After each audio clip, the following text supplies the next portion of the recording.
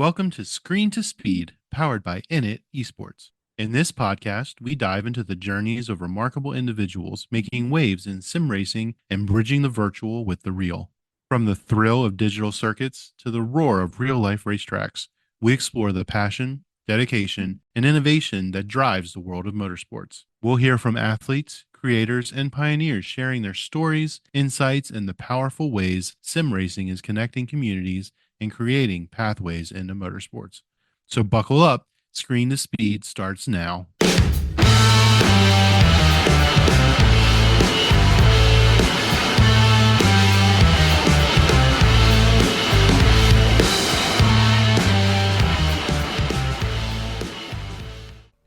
Hello everyone. Hi, welcome to the 17th episode of INIT Talks. Hi.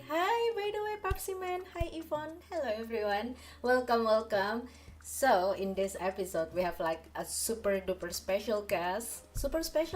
Joining us today on INIT Talks. Meet Laura Luft. Hi Laura. Hi.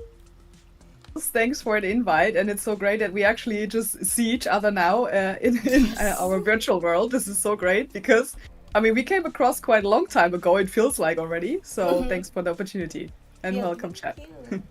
Thank you so much for making it today. Because Yvonne. So last week, me and Yvonne, we had a chat like, oh, who should we invite for the next guest? Oh, we invite like a lot of girls in our community. Oh, why don't we bring something special for this week? Which inviting you here. So I'm looking forward to have a chat with you. By the way, so Thanks so much. Thanks, Yvonne. thanks. That was really cool. Yeah. Oh, am I detecting a German accent from Laura? Yes, by the way. So, Laura, you're from Germany, right? So, you're from Yeah. Germany originally, like born and raised, and so Exactly. yes, Pap. Yes, German accent from Laura. And she can talk Dutch as well. Oh, you can talk Dutch as well? So, German, Dutch. Exactly. Ja, ik spreek een beetje Nederlands. And also a bit of Spanish, Italian, and English is literally kind of my second native language, as we want to talk about that, because in motorsport, and especially in this world, it's just common sense, and my day job also requires me to speak English. So yeah. All right. So, Laura, so I know your name from the More Female Racers back in the day in season 4, and I remember you were the commentator of the race, and Yvonne also racing in that one. Remember, Yvonne? We were Oh my racing God. the GT3, and I remember like, oh my god, that's super amazing. Like back in the day, you were like commentating my race. I was a newbie back then. Like that was my first competition in sim racing, and I was so happy, like I won it. And like having you as a commentator, I follow you on social media for a very long time, and I've been like following your journey in motorsport and also in sim racing. And tell me a bit about it, by the way. Like, how did you get into like commentary, into motorsports? So It's so fun there because when you started, it was just also not like a long time ago. The same applied to me when I was starting with commentary. It was 2018. It came out of the blue anyway for me because I was not up for it. But a boss of a sim racing center told me, yeah, there is a sim racing event coming up on Saturday. You just talk and you just commentate. I'm like, okay, let's try this. So it literally worked quite well. But for the first time, I had no idea what iRacing was. I had no idea what Assetto Corsa was because I was not doing sim racing and even not for practice. So it was pretty new to me, the technical terms and how it worked. So I definitely wanted to learn more about it. So first I started with training on the simulator to actually understand the software and how it works and what we can do. Yeah, and then we started from there. Racing and commentating at the same time. But it's so cool that actually you were racing when I was commentating. This was so cool because it's great that you have, and this is why women's support is so important, that we have a network where also Yvonne was helping me a lot when we raced together. She can probably remember my swearing back when we were racing, where it didn't work out that well. I'm like, oh my God. You just really have to yeah, you have to understand the physics versus a simulator and versus the real car, so it's different. It's different. And were you like nervous? Like, what did you prepare to Actually, be a commentator? That's always the question that I got in my mind because I don't know what to say. Like, oh, race starts, I guess. yeah. So the fun thing is, I always, when I was a child, I watched always Formula One. So when I mean, of course, the commentators were commentating, but I also just commentated myself kind of a bit, which annoyed my parents a lot. But um, for me, it felt like, all right, I just give it a go and start what I actually probably like. And I wasn't really nervous, to be honest. It was almost just like, when can we start? Is it going well? And can we have the interviews? I was a bit nervous about those ones because if you have hardcore technology when it comes to the simulation as such, and if you get some feedbacks and you talk bullshit in that sense. Right, right. But yeah, in the end, it was about the race and you just commentate the picture. So that was kind of helpful. And I had a good colleague with me who actually knew the platform quite well. So for me, that was easy then to just really focus on the racing action. Ah, I see. That Did I was a bonus. did I just hear the sim racing center? Sorry, I'm watching on the phone while cooking and the pan is making noises. Yes, by the way, Pap, you heard it right. So yeah, sim racing center. Yep, yep, yep. Like, Thank you so much for tuning in, by the way, Pap. Although that you're busy cooking right now, you're tuning in to INIT Talks. Really appreciate you. Really appreciate you. it's By a the good way, community, huh? Yeah. it's a wonderful community. This is like the first time for me to get into a hobby, I must say, like this deep into a hobby and like really get in touch with people in the community and having a chat like every day, every morning, every night. Like I'm having a chat with community and I must say sim racing community is really wonderful. Like yeah, I love you guys so much. No, it's great also when also the hype train is working. That's what I learned when I did not know what Twitch was before, right? So because you Yeah, you yeah, just yeah. have no idea if you don't do like really gaming, but it was so fun to do. And it's great the support you actually feel. This is more different than in other communities, I have to say. So the Yeah. sim racing community is really a bonus because it's more only on your optimistic and positive side, I have to say. And this is really, really crucial these days. Mm-hmm. Mm-hmm. I feel. Hi, Marcus. Hi. Welcome in, Marcus. Welcome to INIT Talks with Laura, the special guest of today. Hi, hi, Marcus. Hope you're doing well, guys. Hope you're doing well. Hope you're doing well. Really. So, by the way, yeah, yes, especially when we thought, oh, swearing in German, we can nobody understand it. Till there was a German viewer in chat, which we didn't know till then. Oh, that was so fun. Guess what? I was swearing all the time with the Porsche we were driving. Oh my God. And literally in these races, I was so frustrated because I really struggled with the GT4 with the tires. And then at one point in Spa, I remember that we had the double gauche, I think it was, where my PC froze and I literally crashed. I couldn't see anything, and I just heard a sound when I crashed full speed into the wall. And I said, I think my race is over now. I think my race So is over. Yeah, I yeah, don't see it, but I'm pretty sure my race is over. Yep. exactly. Yeah. So, Laura, you're doing some racing in real life too, right? So, Yeah. you're starting from real racing first, then during the pandemic time, you starting to get into sim racing. Exactly. So I started pretty late with motorsport in general. So as I said, I watched since I'm 10 Formula One and all I could find on like yeah, American Le Mans Series, NASCAR, DTM, ERL, whatever was there on TV. I watched every race I could, and then I started with the age of 24 in go-karting. And from there, I progressed myself, all financed by myself as well, into racing on the Nordschleife, which is one of my favorite racetracks in the world. And since 2016, I'm on the Nordschleife and also just did some, yeah, international 24 hours races in the go-kart and also finally then also in the GT4 this year. And this is how my short and crisp, I mean, it was a long time though. When I look back, it took me quite a while to just get to that point. But if you really have no background in motorsport and you have to find your own way, that's where the question was you asked me before, how I started and how I just actually went into this. It's hard to to find the right context, I would say, right? Because if you don't know who to ask and with whom to speak to, you of course do mistakes because you trust people in that sport, and it's kind of a brutal business sometimes, right? True. But in the end, if you find your own way in that sport, it's great to find the right people in the community and the best friends to race with. Right.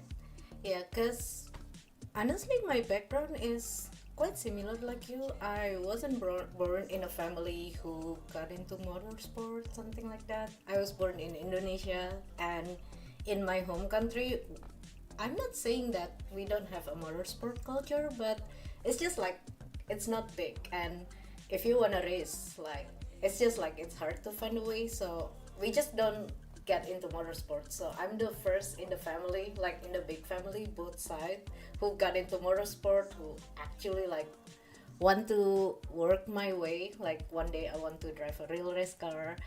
So yeah, I got a lot of questions for you about that. So yeah, so well, here's the thing. I heard from a lot of people like if you wanna start getting into real racing, you have to start from a very young age.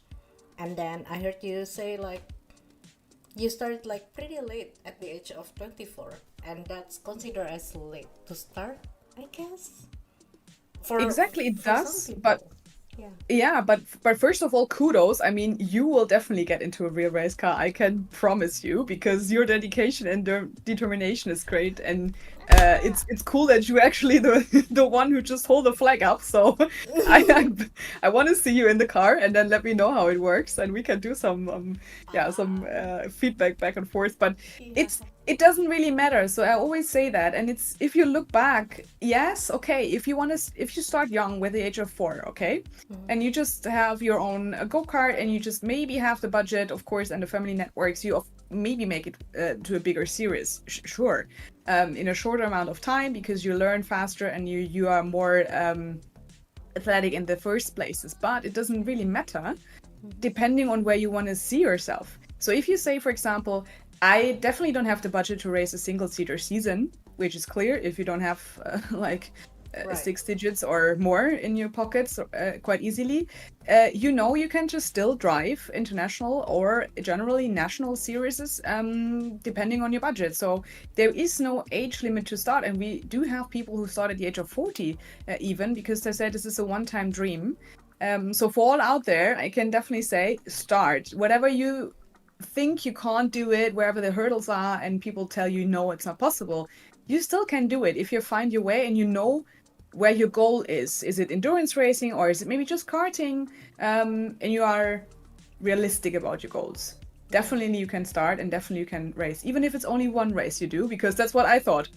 Always I wanted to do just one race. I knew it will not be just one. I knew that from the beginning when I was sitting in the car. But you can make it. So start. Live your Start. dream. Yeah, start. Right.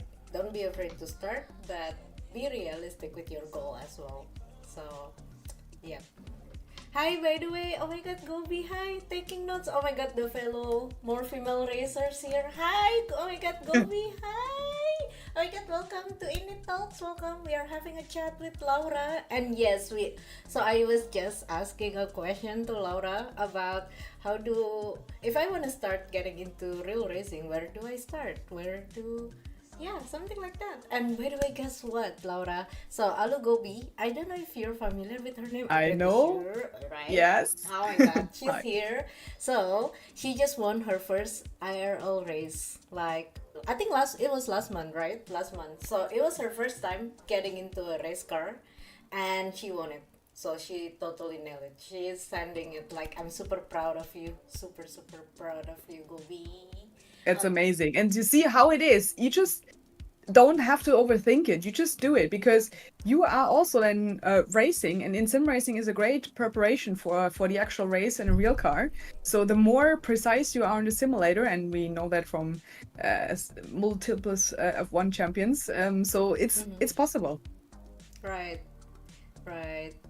Yeah, that's what I'm doing right now. Like I'm trying my best to spend a lot of time in the simulator to gain experience, to gain sit time, to get to know the track, because you can learn the track from the simulator, right? So yeah, I'm trying to like gaining experience first before I'm throwing myself into a real race car, and yeah. Oh, Which here's track would you drive on? Which track would it be? Do you know already where you want to start? Which is your first and foremost racetrack, and which car? Do you know that? Okay, if I get a chance to drive a real race car one day, I wanna drive the NASCAR Cup in Watkins Glen because I like it. Amazing. I like driving a stock car. I love driving in oval, and I love driving an oval car in road course. It has its own That's challenge. amazing. That's true. That's true. So It's cool. just amazing.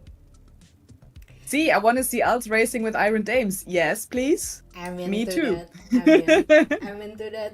Sometimes I'm feeling like not like insecure, but sometimes I feel like I'm starting out late, and sometimes I feel like okay, I don't have a family or anyone in my family who got into motorsport. I'm the first one, so it's kind of scary sometimes to be the first one who step into something new. But I got a lot of people supporting in the community every day, inviting me to race, like telling me that I can do it. Sometimes it makes it a little bit easier day by day, like Yeah. but You need the right person to just help, and this is why it's so important that you know who you can reach out to. And don't, I mean, everyone is nervous, trust me. So your adrenaline rush will be great if you just get into the car, for sure. But I know how we women feel normally, mostly insecure, and we try to overthink. That's normal. But if you have the chance to do some training with Richard Petty Racing Experience, for example, where you can drive an S car yourself, or you just sit in a passenger seat, which I did in was it Daytona. It's really cool to see how you feel as a passenger, and then you have the chance to drive maybe a track day before with not a NASCAR style, but maybe with a Mustang or something like this, and you just feel the speed and how you actually flip the switch. And this is what Alu also then did probably. And also Yvonne, yeah, she was also racing. And this is, you know that you can do it. And once you've been on the track, I trust you will find your inner strength to just floor it. just for it, right? Yeah, send it, come on. Yeah, Gobi also said that. Alu also said like, yeah, just do it if you want it. Yeah. Just find a club. Try to find a way to get a license, like the local one. Years of preparation, track day, and go to karting. Right. Oh, actually, Exactly. Laura, here, Seth got a question. So, if I want to make the jump from esports engineer to a real engineer, how would you approach that? That's a good question. So we have the same staffing where people actually want to apply for jobs. So there are, for example, on LinkedIn, there are motorsport communities where you definitely get a job in an F1 team, for example, or in other racing categories. So I would definitely join the Motorsports Network on LinkedIn because they have actual jobs you can join. However, if you want to do that, and depending on where you are based, I would apply for doing one race work voluntarily, or maybe you just get still some money for that, with a local race team close to your home racetrack, for example, and ask them if you can join, even if they say we don't have someone. I mean, they cannot trust you the entire data, but if you can just join and help out, definitely ask the race teams, because sometimes they are really busy and would love to have more staff which they can help out. So mostly they are short in mechanics, short in engineers, definitely. So why not try to ask? And what I've seen, this wasn't fantastic.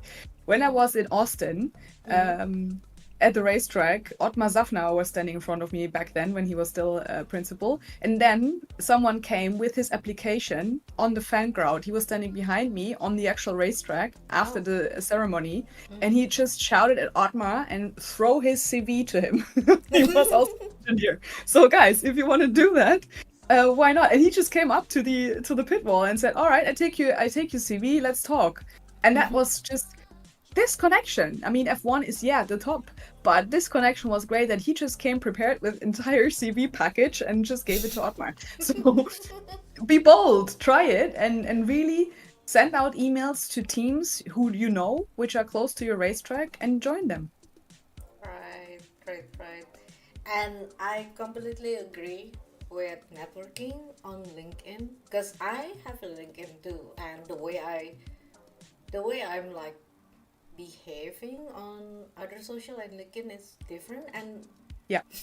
yeah, I mean, yeah, in LinkedIn, everybody expect you to act professional, and yes, you can find a lot of like professional job opportunity through LinkedIn. So for everyone here, like, doesn't matter if you're like a sim racer of if you're a streamer, if you're a content creator, having LinkedIn is quite a must in my opinion, like quite a Yeah. mandatory for now. Like everybody is just networking there, and I'm not gonna lie, especially working in the motorsport, you need to find the right person. You need to, yeah, build a network basically. Exactly. And you need to try as well. You need to be willing to just do something out of your own budget, your own pockets for the first time. But if you just come with the passion and the determination you have to actually volunteer for something and do it, people really give you the chance in the end because they see you're hard worker. And also an example, we do have one engineer technically on our F1 Paddock Club Expert Host team, and he transitioned from racing cars to the boat. So it doesn't really matter. Yeah, so he literally also does now the boating series with them. So it's great to see that the parallels are different and or sometimes the same, especially when it comes to engineering. So whenever there is a gap and you think like, well, this is a step back or it's completely different, just try to get into these networks, because once you're in, you're in. This is the crucial key. It's with all jobs, but try to connect, as you said, with high caliber people from the industry. Right. Yeah, true. Because, yeah, I mean, it's not just in motorsport. I feel like in professional world, building a networking is like, it's a must in every field. Oh, time Yeah. to search for teams near the. Oh, that's the name of the track that I could never mention. Lausitzring, Oschersleben, very good. Seb, I can tell you, if you're close to the Lausitzring on the 24th and 25th of August, there is the DMV NES 500 series and all the other series around the DMV. This is Germany. If you're there, come, because there are tons of race teams, and this is actually the series. When you're close to Lausitzring, come there and connect with the teams. I can definitely tell you that. See? Pep. To see Pep, go Pep. You go Pep. You go Pep. You wanna be a real engineer? Time to shine, Pep. There's your chance. Exactly. Pep. Take a chance. Take a chance. Don't overthink like me. Just go. You go as well, Elz. Come on. You know. Yeah, You go. yeah, I will. But right now, honestly, because I'm focusing on, well, honestly, after I won the more female racers, my focus kind of switched from competing into content creation, streaming, and stuff. So that kind of take like a lot of time and focus for now. So it's not like I'm kind of living my dream to become a real race car driver, but I'm kind of like, okay, so now that I'm working, I'm doing my best. Like, I'm trying to build my profile, I must say, like on the internet, on social media, networking. Then I feel like when the time is right, then I'll get into it. I think that's like my plan for it. I don't know. What's your plan, Gobi, about it? Oh, we had a chat about it. No, but it's actually like this, because when you it's the same when you look at Balzgewisser, for example. She is also quite heavily involved in sim racing, and she's still with Male competition, I guess. Yeah. And also joins the M2 Cup now in Zolder with other females. So it's just back and forth. So once you're in the industry, and there are not so many super pro sim racers, still try to train and still try to keep sharp on your skill sets, because sometimes also even for the Le Mans virtual 24 hours race, they sometimes really search for females, really, because there are not so many. Yeah. So if you, and the same comes with streaming. I bought a streaming PC because I thought, yeah, Laura, you will stream your race one day. Yeah, guess what? I have no time, no idea how to set it up, so I'm definitely out of streaming for the moment, right? But at one point, like you just have a lot of in your portfolio to offer. So you have already streaming experience, you have your accounts ready, and also you can race. I know it's tough because you try to make money with it, of course, and also you have to work on that. But when I was doing the social media part for my race team back then, 2017, I never thought that I will be actually racing with them at one point because I have to first earn the money for that. Right. But I was visible in the paddock all the time. So if you're visible in the pit lane, if you're visible around, if you have a media vest, and if you do content creation, people tend to know you because you'll be there every weekend, being bold, and then your name will drop eventually and they will see you, as there are not so many females out there also doing the content creation, you know. If you look at the ones who does the social media accounts, mostly men, sometimes females, yes, but it really depends on if you do a videography course and maybe learn that even more.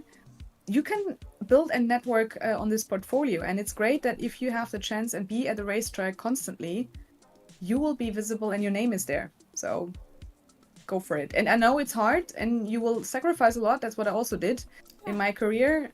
No vacations, having no other hobbies, which I had to stop with. But it's worth it if you know this is your dream. Yeah, I mean, for me, it doesn't matter if it will pay off in the end or not, but at least I've tried. That's what I have always in mind. Like, okay, if I failed, I don't care. At least I've tried. But then I think for now, for my real race car experience, I need to just jump into it. Like, let's go. Yeah. So when I had my first race on a Nordschleife, my team manager said to me, "Well, you need to have 100 laps on a Nordschleife." I said, "Well, yeah." I had 4. So 4 laps on the Nordschleife. So literally this is nothing. If you look at all the all the drivers who just do thousands of laps on the tourist drives, I never did that. I had only 4 laps and then I went into it. I mean, this track is 25 kilometers long if you think about like the 24 hours layout. So learning all the corners, knowing where you are, which speed, what to enter in the rain with a new car. And I did it. And you just, at one point, and this is so crucial, of course, the first 3 races, I was just mostly panicking and overthinking everything. I didn't even talk back to my team on the radio because I was busy doing other stuff in the car. So I was like, all right, if that's going to be like the next races where I cannot really relax in the car, this is not worth it. But there was one crucial point when I stopped to think, because I said, okay, right now, breathe, find your rhythm. And this moment it clicked. So then I knew, okay, now I have to just go with my flow. And no matter what people think, no matter how much pressure I put on myself that I want to have the best lap time and whatever. No, just focus on your step and then you can be free. And this moment on, this was the best ever. And you will find it as well. When you're in the race car, maybe the first 3 laps are horrible. Yeah. But if you just pause your brain, you will really enjoy it. Oh, I cannot wait for that day to come. Like, because at least for me right now in the simulator, sometimes you have, or I have that feeling like when you're like chasing someone, when you feel that adrenaline, you know, like I feel that in the sim, and I really want to experience that in real life. Like one day, it's amazing. Yeah, I bet like, oh my god.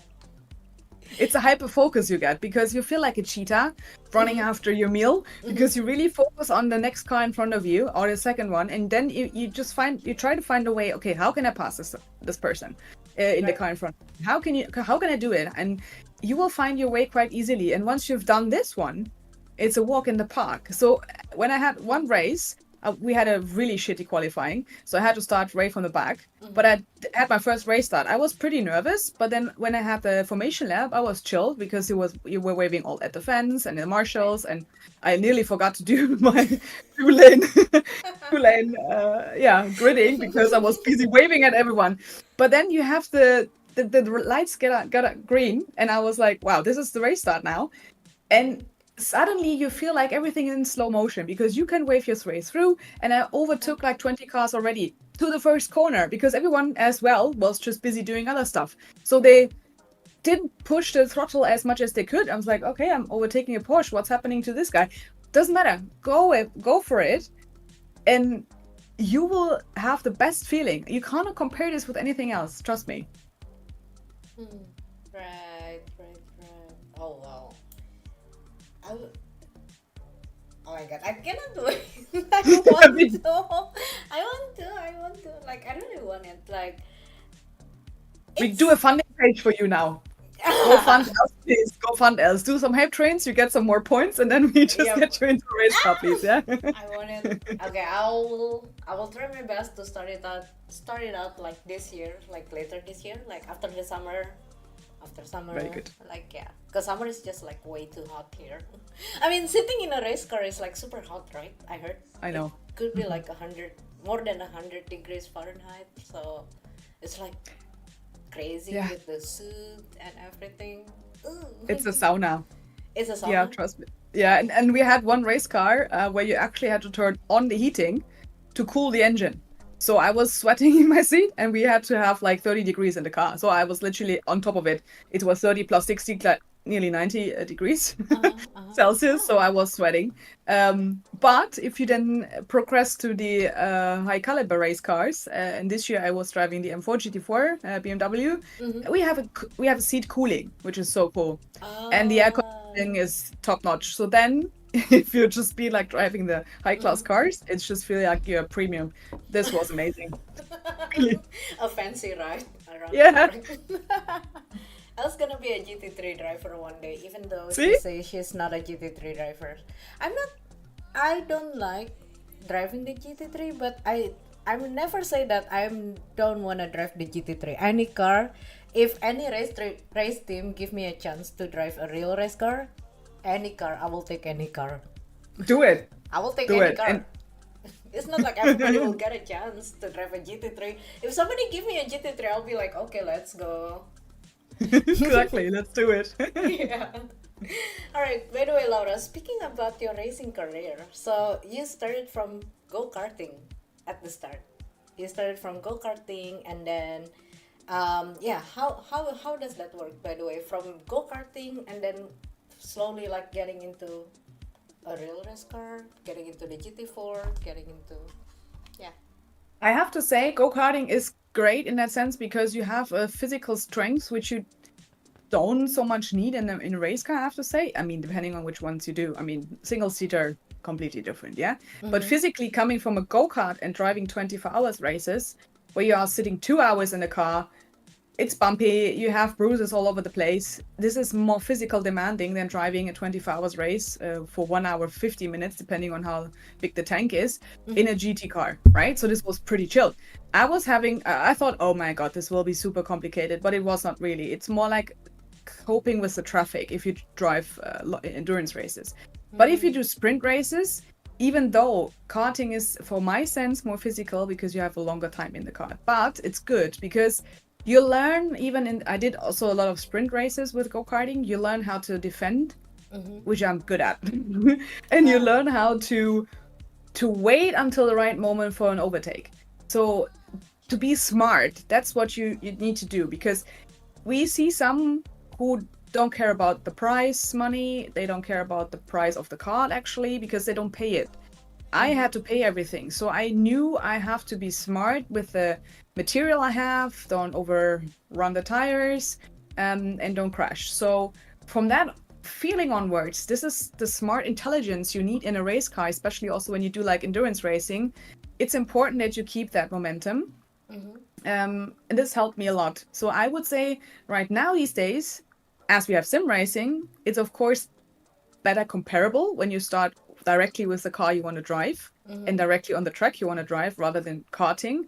But I think it's really still crucial to go kart, because you learn how you can navigate in traffic even with bad drivers around you who don't know how to drive. That's where you learn to be smart.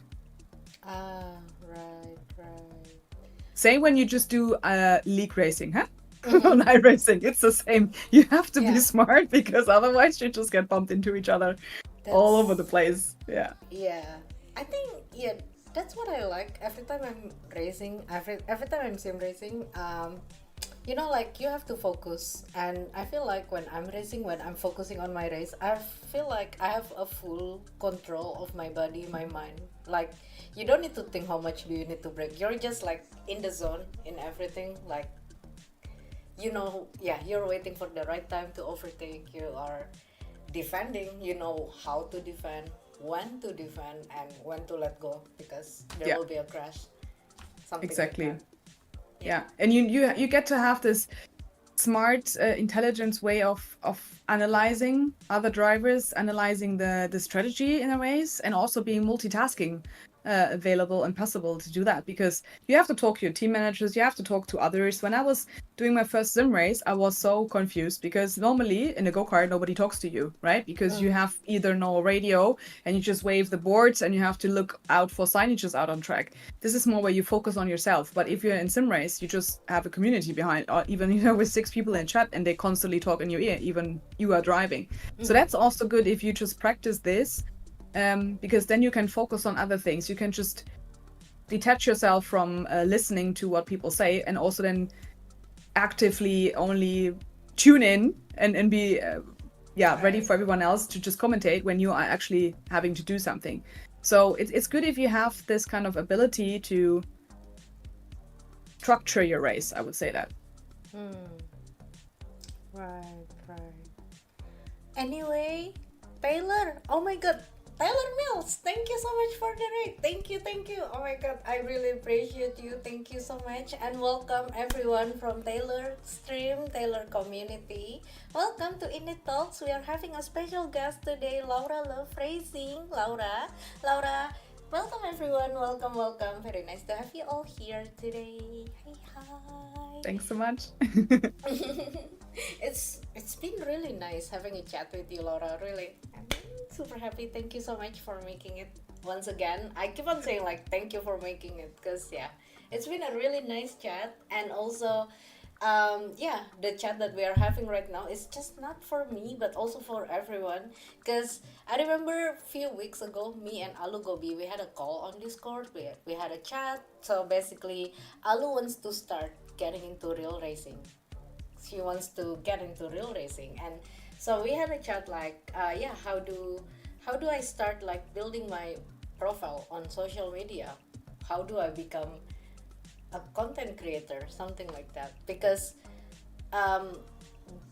being a content creator is almost like alongside with being a race car driver. At least that's how I see on internet right now. Like you need to have like a social media presence to present yourself as a driver. Like driving itself is not enough. You have to like work on your profile also. Like some people kind of forget that that's also important. Like I'm trying to like telling everyone, like my friends also who also like who just start getting into streaming or want to get into content creation, building a networking and building your profile on internet is also important, because how are people going to see you if you don't have... It's a full-time job. Yeah, it is. And the thing is, it's not only about like really having your Instagram up and running or doing some TikToks. Is you have to be on every platform. And as you mentioned, also LinkedIn for business purposes. You also need to have this if you want to make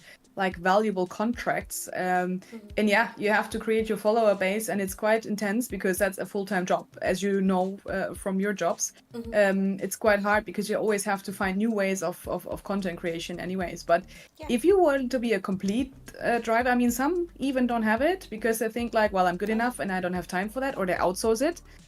But if you have only like 3 pictures and never done a video, or you just don't talk about yourself, then you just have money to just race. But I would say if you want to start and getting more exposure, it's definitely good to have the full set of everything on social and on the professional networks, definitely. Right. Yeah, so Alu, here's what I'm doing on my social. So here's like a little tips that I can share. Hopefully this is useful for everyone here in the chat, in the community, in the stream right now. So I have my LinkedIn.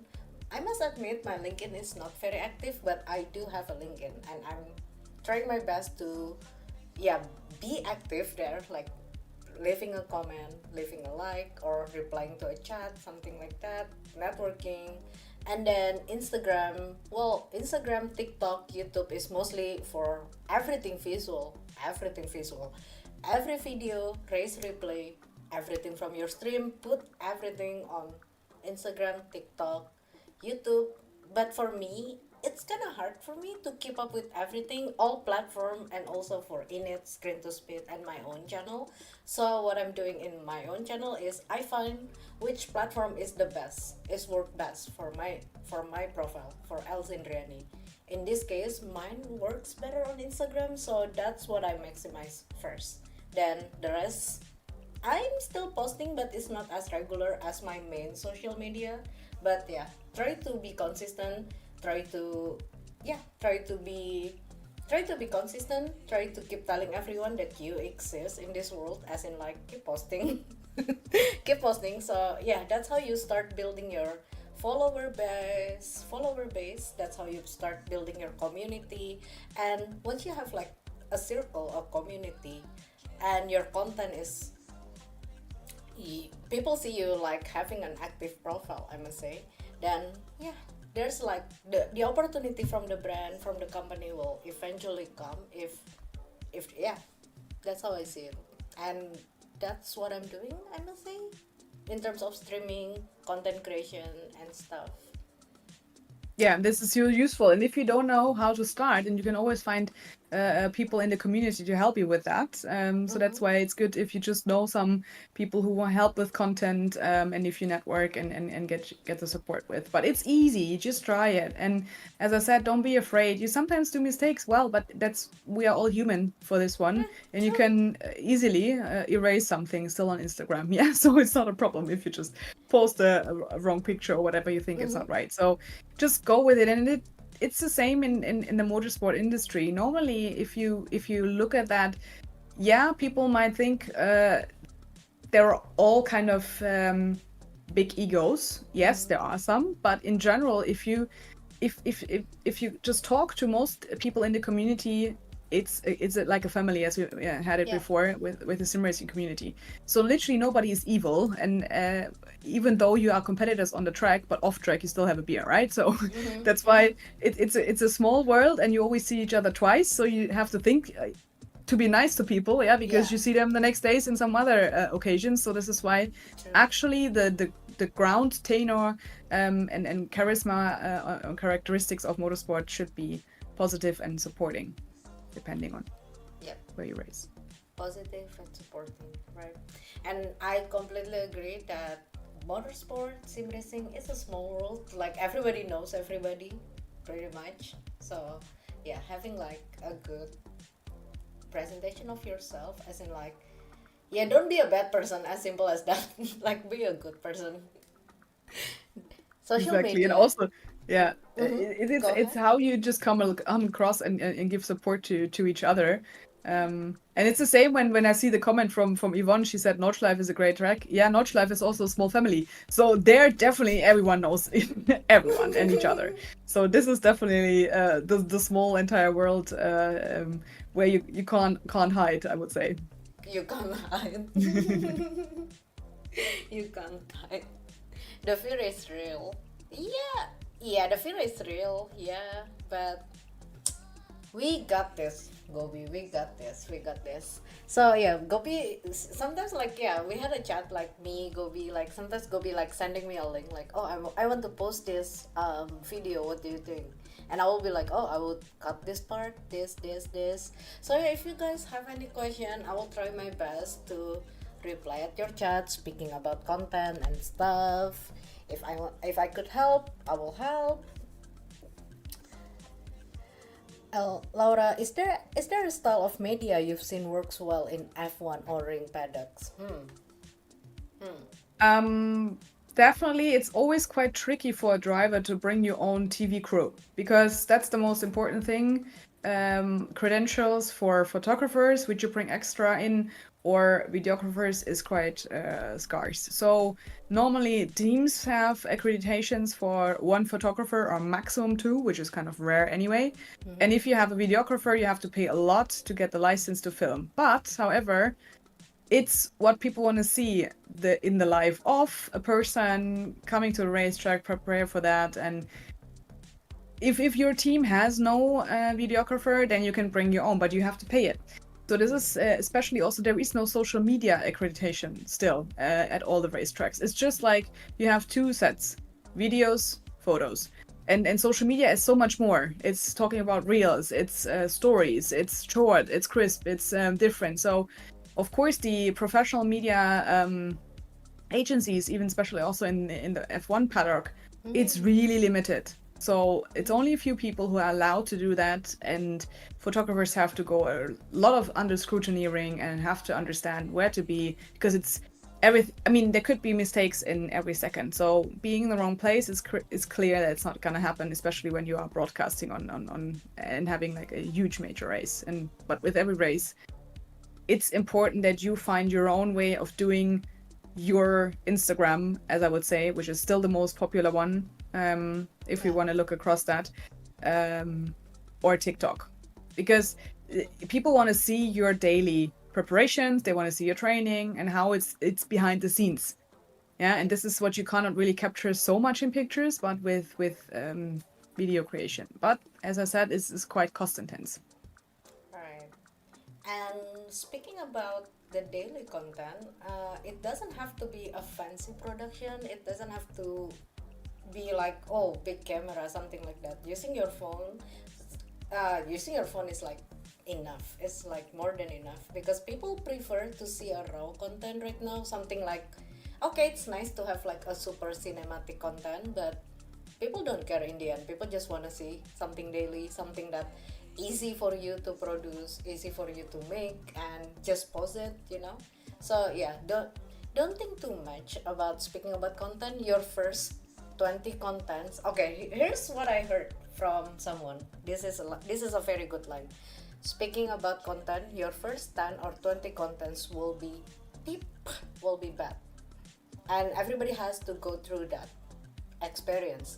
You have to go through that, having 20 bad content, 20 peep content, before you can like level up and you can like start elevating your content day by day.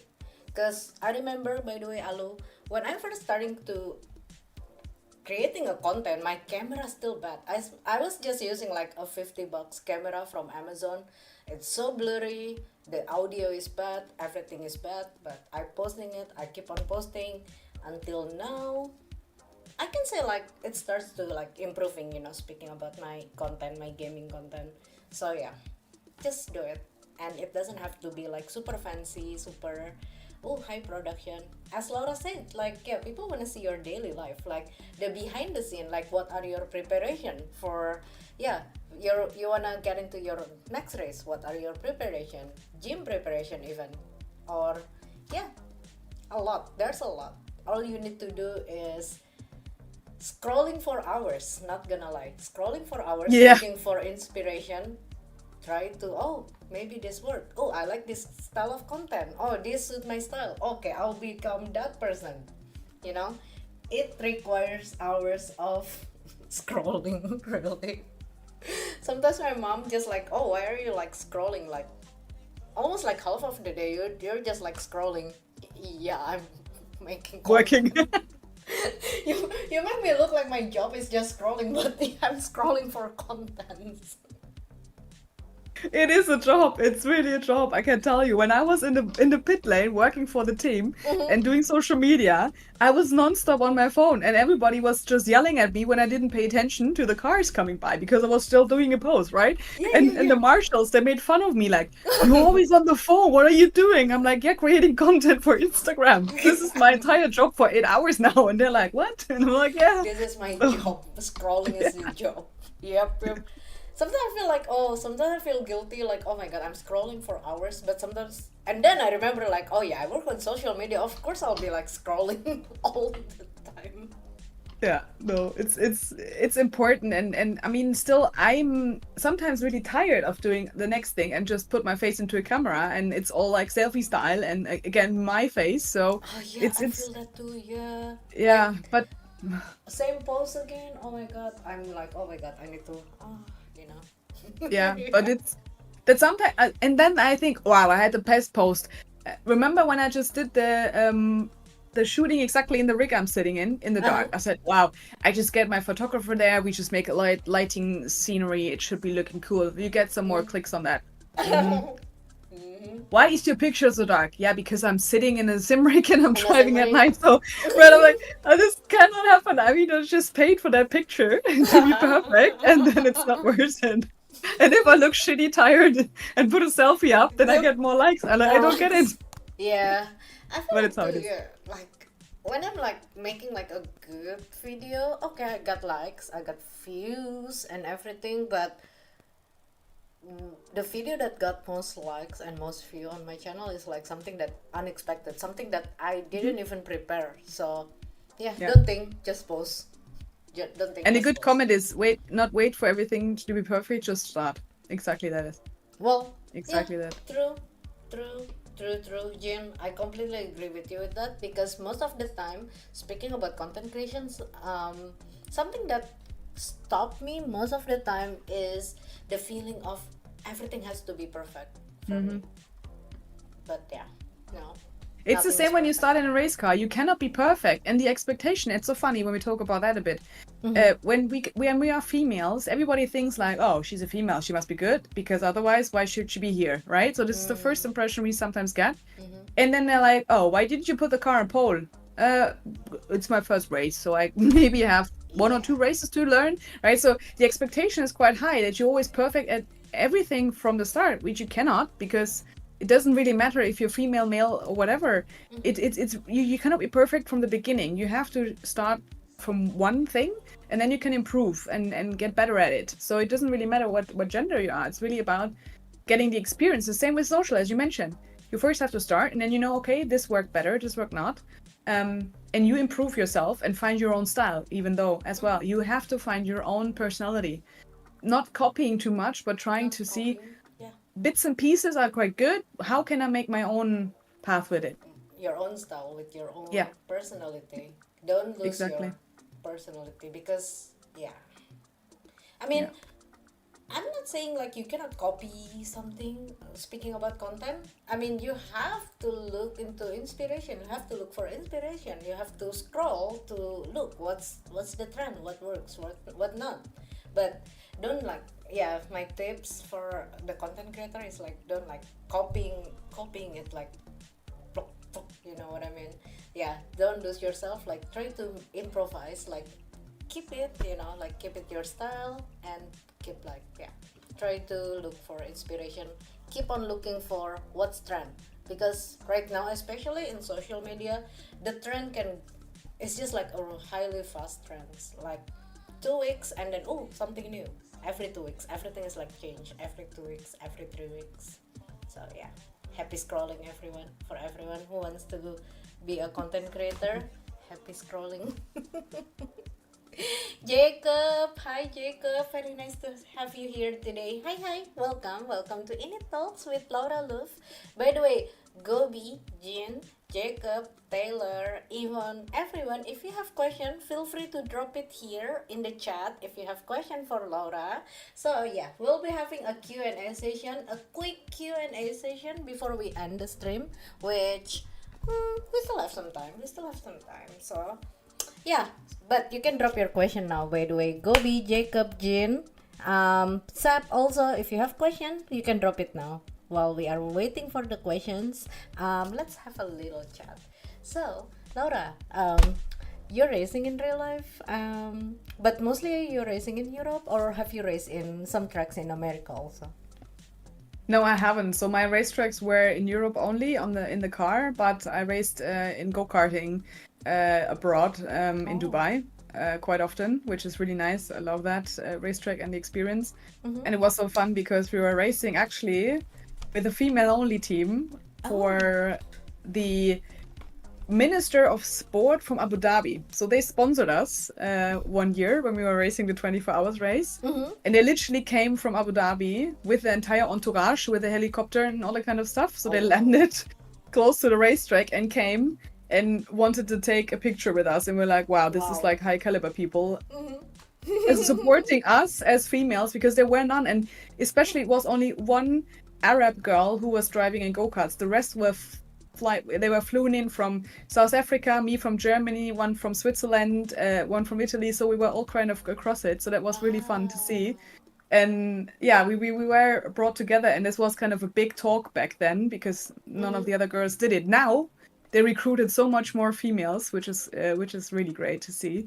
Yeah. And like with the more female races where you joined, there were so many seasons and so many great sim racers who came out of this sport, and still continue and want to jump into a real car now. So it's the time, definitely, and time to shine. And we have a great community of females supporting each other.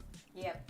So to all the girls here, or Jean, everyone here, if you know any girls who wants to get into sim racing, who wants to like get into competitive part of sim racing, please tell that girl that we have Screen to Speed coming up real soon, the Fall Cup coming up, because the summer is almost end. We'll be coming up with the Fall Cup coming soon. So yes, come join. We'll be racing in iRacing. By the way, let everyone know that Screen to Speed is the female only competition in iRacing, Gran Turismo, in F1 also. So we are trying to cover like many platforms as much as we can, because I believe there's a lot of girls out there who plays racing games, but it's just that maybe they're not on iRacing, or maybe they're not on Assetto Corsa, or maybe they're just playing on console, just playing Gran Turismo or F1, which also fine. So that's our job, to like to provide like all platforms, so like all the girls feel welcome, because everybody starts somewhere. Not everybody is like starting from PC. Some girls, like they're just playing Forza for casual, and if they want to start to get into it and they feel afraid, maybe like if they got into the mixed competition, like the mixed race kind of thing, mixed league race, I meant. So yeah, we are here, by the way, girls. We are here. Oh wait, That's good. Yeah, I got a question. yeah, we got question from Jean. So Jean is a good friend of mine. So what's been your biggest obstacle in your racing journey? The thing that held you back the most, or the most challenging thing you've had to overcome? Yeah, I have to say the most challenging thing in the first place was as you mentioned before, being afraid of failing, and not being good enough for myself, because I have a high standard for what I have to do. This is what I put myself the pressure on. It comes with a perfectionism which you cannot reach, but I have my standards I want to follow. And then I started with go-karting having no connections. So the impressions you always get in the first place was, oh, why are you here for? You have only experience of 10 minutes race and you just join a 1 hour race, you will lose. Okay, so the expectations from people around me were so low on myself that I felt like, oh, maybe I'm really not good at this. But you always get comments, and this is what's really important. You always get comments from people who are envying you because they think like, well, she should not do this. Why is she here? Or it doesn't matter which gender in general, but it's more like, why is this person doing that? Because I want to do it myself. I can't do it myself. So it's more like being jealous that you have the chance to do it. So this is the first evil mindset some people have. But once you overcome this negativity, and which definitely holds you back in the first place, this is the most crucial part. It's more about your brain, and it's more about the comments you get even on social media, because we know these days if you say something wrong, you just get a shitstorm. And this is the negativity this is the biggest obstacle you can have to just not start racing. Then that's what I had myself. Doubts, fears that I'm not good at, that I'm not winning, not competing, but this is all wrong. It just lies with your mindset. True. What's been your proudest moment or most fulfilling experience in racing? Oh, good question. That's a really good one. Yeah, I can definitely say the best racing moment in karting, I have to say, was when I was winning in my first year with my team, the third place in a championship, because I never expected it to actually win a championship from the first. From the beginning. So that was kind of cool. And what has topped everything now was being on the podium last year at the 24 hours race, because it was my first 24 hours race in a car on the Nordschleife And I always wanted to so badly drive this race, and we became third. And this was, you can't describe that. We had like the last 3 laps. We were bouncing back and forth in the pit lane. We were just off and up and down. Nobody could stand still from our team. We were yelling, hoping that nothing goes wrong on the track. We were just, screaming into the radio. And this was just the excitement we had. And the driver, we felt like so much pressure ourselves. And the driver had even more pressure in the car because he didn't want to throw it away. So in the end, we were all like crying when he came out of the car because this was such a relief for him and for us. And we were like, oh my God, we did it. So this feeling was insane. Oh my God. I bet. Yeah. 24 hours race. That's crazy. It's the best. The best. Yeah. And speaking about the race, are you like specializing yourself into an endurance race because that's the thing that you like in racing, or? Yes. So I just always wanted to do endurance racing because it's great if you can be with a team together, because I like to have more people around me, not driving 20 minutes and then the race is over and you have just these rivalries on tracks. And literally in the lower categories where we were racing, it was really a negativity sometimes on track because it was a battle between who paid most, who had the best equipment, and then who was just financed by someone who knew someone, and you were the loser in the end. So it's a negativity feeling you have when you just do some sprint races, and the time in the car was for me actually too short. So I always wanted to drive minimum 1 hour. Because then you can find your rhythm in the car, and then you can improve.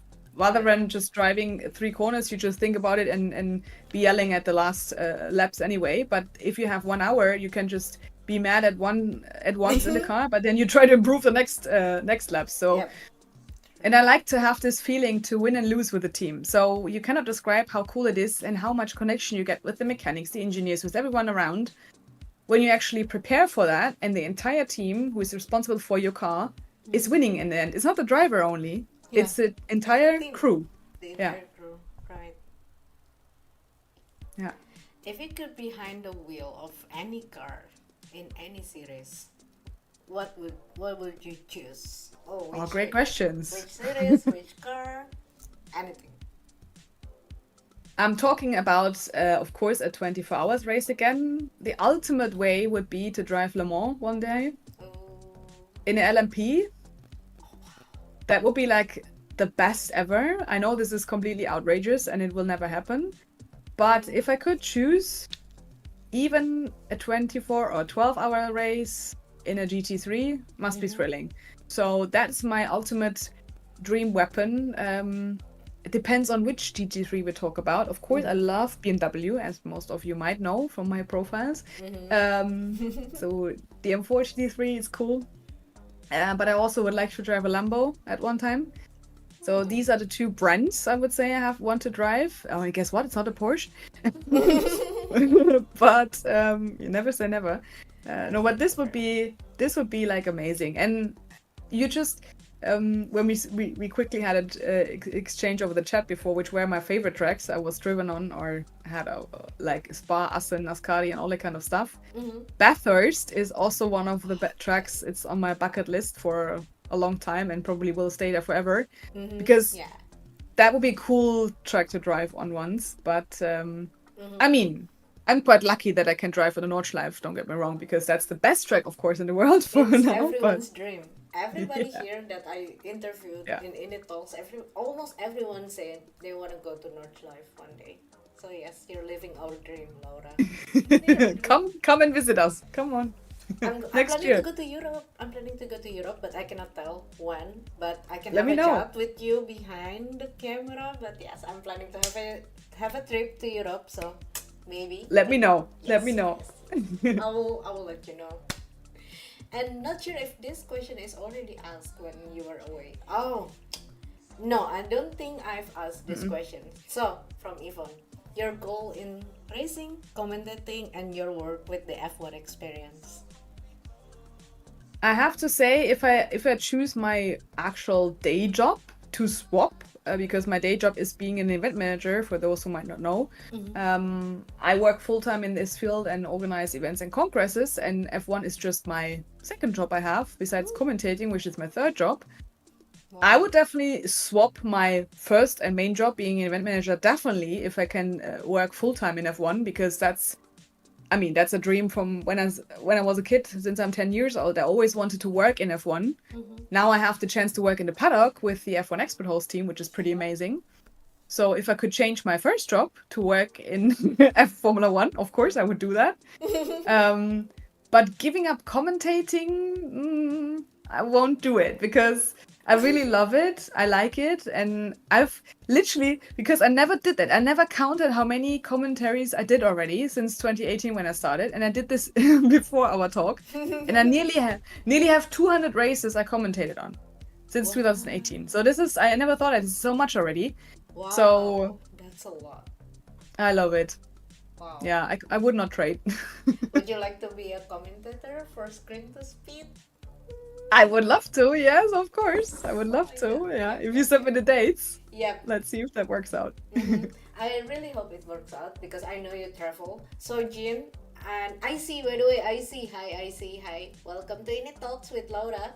Welcome. So wait, do you have any regrets about anything you have or haven't done during your time in racing? My question goes after this. Well, I would have a regret if I would not have started. That's for sure. So at one point I was like, should I start racing? Should I put my money into karting and spend all I have and all I earn into a real race car? I would never regret that decision, because it was the best in my life. I could do that. There were some opportunities which I had been given, but because that's also a learning curve, I was committed to one project because I said yes to it in the first place. So I was loyal to that project, which turned out to be bad in the end. Right. So that was my learning lesson, which I regret, because I could have said, well, I'm loyal to that project, but if another one comes up, I'm happy to swap. But that's how I think and how I was. Once I'm committed to a project and I said yes in the first place, I won't trade it off and just leave the team. So, but in the end, I should have done it, because it would have given me other opportunities right now and maybe more funding. So this is what I would regret. But it was at that time, and it is still against my principles, to be like, once you decide to stick with something, you just have to follow it. So that would be the only thing which I would regret in racing. But other than that, I can't say. For now, I'm happy. Of course, I would love to race more, but it's all about the budget. Yeah. That's for sure. Racing is expensive, right? Yeah. Like super expensive. Yeah. Oh, will you be at the ADEC Sim Racing Expo this October anyway? I try, but I can only be there on Saturday. So that was my thought, to come there. So if you are all there, I will definitely try to make it so that we can meet up in person. So yes. See you at the expo, I would say. Saturday. See you in the expo, by the way. If anyone here planning to come to Sim Racing Expo in October, you will get a chance to meet Laura and also to meet Yvonne. Wait, Yvonne, no. Okay. Well, oh yeah, you'll be there, right? Can I say something? She said she's there for sure. I just don't want to spill something on live stream. Yeah, so by the way guys, so if you guys planning to come to Sim Racing Expo, you will get a chance to meet Laura on Saturday, and hopefully I will be there also. Hopefully we'll see. Please. We'll see. Yes. I need to I lost my passport, so I need to make one. I need to go to the city, grab a new one. But don't worry. Okay, go now. Get it, because you have to come over. You have to come over. When is it? Is it 13 until 15 of October? Is it? I think so, yeah. Because the other week afterwards I can't. So yeah, that's the only week I think I am still available. Wait, so it's at the Nürburgring, right? Is it? No, it's in Nuremberg. It was in Nuremberg. I think now again it's in Düsseldorf. Yvonne, correct me if I'm wrong. They moved it from Nuremberg. Yeah. So it's back up in the in the old days, but it's not anymore at the Nürburgring, Not anymore. Oh, unfortunately. I Yeah. see, I see. I think it was like in 2021 or something. It was in Nürburgring. Dortmund. Yeah, see, Yvonne Dortmund. knows better than I do. The German cities. It's not Düsseldorf, it's Dortmund. You're right. Okay, it's in Dortmund. Okay, Dortmund this year. Hopefully, we'll see. Same. If I Just kidding. could make it, it will be fun. Like we could hang out, like me, Yvonne, you, everyone. Like let's meet up with sim racing friends. We should do an announcement then, so I will definitely try to plan for that. Yeah. Yep. I will let you know. I will let you know about my travel plan to Europe. I don't think for sure I will go to Europe, but yeah, it's just that. Well, I will tell you. I will tell you after this. Oh, anyway, what's your favorite track? Speaking about the track, I don't think someone already asked this question. By the way, I don't think No, someone I don't. asked. Yeah, what's your don't think favorite? Like most. Most favorite amongst all. I mean, Nordschleife, I definitely have to say. Still. Okay. But there are, because it's every lap is different. So it's not the same. Sure. And there are so many corners and it's so technical. But I love the challenge and I love to race there. But if we look onto the other ones, I love Zandvoort because it's in the dunes. It's a unique racetrack you don't have anywhere else in the world. Yeah. And this is really one of the second ones I really like. There is so many good ones which are not even on official race calendars like Portimao, but it has a nice flow. Ascari has a nice flow, which is not an official racetrack, but for track days, it's nice. There are so many great ones. But yeah, if I have to pick and choose, it's Nordschleife still. Still the North I have to Life. say. Yeah. Still the North Life. Right. And last question, by the way, before we end the stream. So, any tips and also any words for all the women out there who wants to start building their career into motorsports or in racing in general? Ladies, I can definitely say, don't be afraid, number one.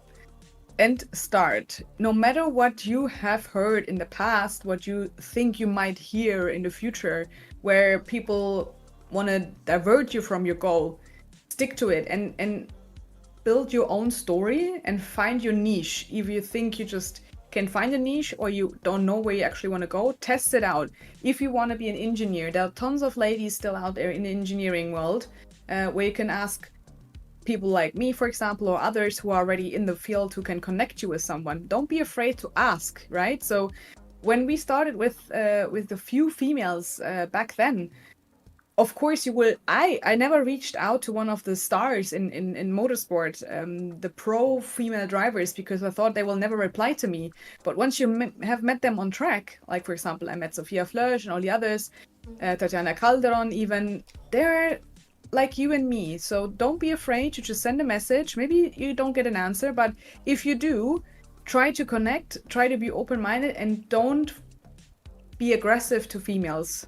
This can happen sometimes if you just really try to fight each other. Why?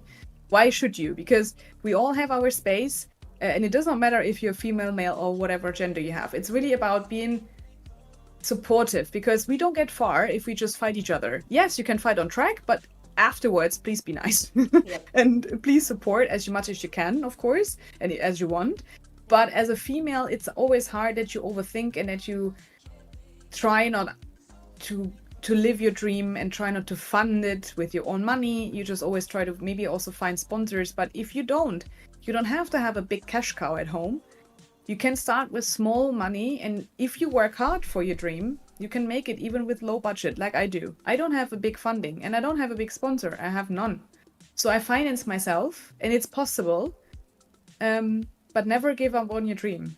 So please, when you think you can't make it, ask for help. Ask to find which way you can go, because there's always an answer, and we're here to help each other. So that's my 5 cents about that. Thank you very much. And yes, last but not least, the tips for all the girls and also for the boys, LinkedIn. That's, yeah. Be active Definitely. on LinkedIn. And don't be shy. Don't be shy. Don't be shy. Sometimes, yeah, ask questions, you just have to reach out sometimes. You just have to ask, hit the send button. Where will we see you next, Laura? Oh, question from Go. Well, yeah, not racing this year anymore because the 24 hours was very expensive, although it was not even 24 hours this year. Yeah, it due wasn't to 24. Yeah. 7.5. But yeah, I will be mostly like done with my F1 season, so I have 3 races left. But of course, if you're not at the F1 race, you won't see me though. I will, however, be at the Nordschleife this weekend. So if someone is around, I'm attending the Oldtimer Grand Prix as just a participant. So if you want to just meet me there, if you want, come around. I just hang out in the pit lane and enjoy myself once I'm not working. Then I will be at the Lausitzring, as we told Zeb already. So please come. And if you are there at the Lausitzring and you want to see the racing action there, it's free. You just come. And you have 2 days of action, Saturday, Sunday. It's on the 24th and 25th of August. This is where you can, this is where you can see me. And then, this is mainly it. Then you will probably hear me on YouTube because the ADAC Sim Racing Cup is up and running then shortly. So I will be commentating, but it's in German. I will be commentating that one. And that's it for this year. And let's see what happens next year. What a busy year for the rest of 2024. Yeah. Hopefully we will see you racing next year, like back in the race car and floor it, hopefully. I hope so too. Yeah. Thanks. And you too. You remember that next year it's your even not this year. Next year is your year as well. Yeah. Yep. I promise to you and also to everyone here, I will start finding my way to get into a real race car. Doesn't matter what series, I will take a chance. Exactly, and see you at the Sim Racing Expo. Exactly, and you Sim Racing Expo. Sophie, everyone, see you all in Sim Racing Expo. We'll catch you in Adak. Lots of love. Oh wait, are you coming to German also? By the way, Gobi. Oh my God, we could be in the same flight to German. Huh? Oh my God, let us know, everyone. If anyone here in the community, virtually. It's okay. But if anyone here in the community, in INIT community, if anyone lives in Europe planning to come to Sim Racing Expo, why don't you guys arrange a meetup? Everyone, talk in the group chat, meet up. There's a lot of sim racing setup, I believe, there. So you guys can test out a lot of sim racing setup. Can have a virtual race in real life. It's going to be fun. I really hope one day they will have it in America because I don't know. I don't think we have it in the United States. So I hope they will. No, but there was a project where someone actually reached out from the States. Maybe you can find out more about that. They were called Bank Knuckles. They actually wanted to do that kind of setup where they have sim racing trucks with several seats, and there you can have some championships where you actually race against each other. That was the plan they had back 2 years ago. But unfortunately I never heard back. But maybe they just need to also get the funding for that one. But this will be actually cool because then you can race in the community against each other also back in the States. So hopefully that will be built up. Because the sim racing community is actually growing here in the United States. So it's really growing. So we just need to have that kind of event, that kind of expo for sim racer. There are plans for America. Oh, GG. Oh my God, yes, please. If they have it, if they're planning to bring it to America, oh my God, I will come. Bro, I'm coming. Yeah, sim racing expo. I never been to any expo. Well, you should definitely then come to Germany first, and then you can bring the concept. part. Why don't you bring the concept to the States? You then tell everyone how to do it, huh? Right. Yeah, I can go and bring the concept to the States. Wait, did I know this already? No. What sim racing in America? Sim racing expo in America? No, I don't know. No. Wait, have you guys told me before? Oh no. Spoil it. Oh well. Oh well, I'm sorry. Morning brain, still morning for America. Anyway, Laura, thank you so much. By the way, again. Thanks so much, Elz. It was amazing. Thanks, community, for the great questions you had. And if you have any more, you can just ping me on Instagram, connect with me. If you need anything else, let me know. But thank you so much for the great questions, and you invited me to this great to this great series. Thank you. Thank you very much. By the way, Really Laura, cool. if anyone here wants to follow you on social media, let us know your username and everything. Any social media, feel free. Okay, by the way, Follow guys, each other. follow. Thank you so So much. Thank you. everything is like Laura Luft Racing, right? The username. Yeah, mostly. Yeah. And if Yeah. you don't know anything, then you just go to laura-luft.com. This is my website. And there you find all the social media links on the Everything. lower page at the bottom. Everything about my career. Where you just took some snippets out for social media, which is great. You have read my resume. This is so great that for the preparation you did. It's amazing. Thanks to Yvonne. Thanks so much. Oh my god, Yvonne, we made such a great team this week for Laura. Like, Thank you, guys. Really I'm- appreciate it. yeah, so I'll be working on the clip after this. So that's what I do. After I'm done with streaming, I'll be like straight working on the clip.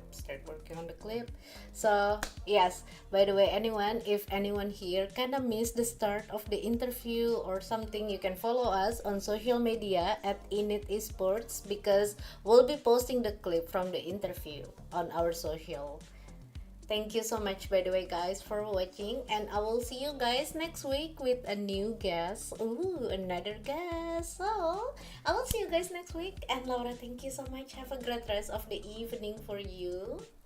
And Thank guys, you. have a great rest of the day for everyone in the US, and have a great rest of the evening for everyone living in Europe, in Asia, and somewhere else.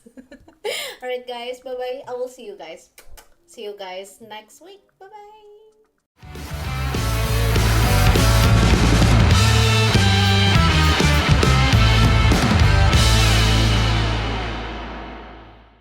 INIT Esports focuses on sim racing events and digital tournaments. They bring esports content to fans and sponsorship opportunities to brands while maximizing audience reach across multiple sports, industries, and platforms.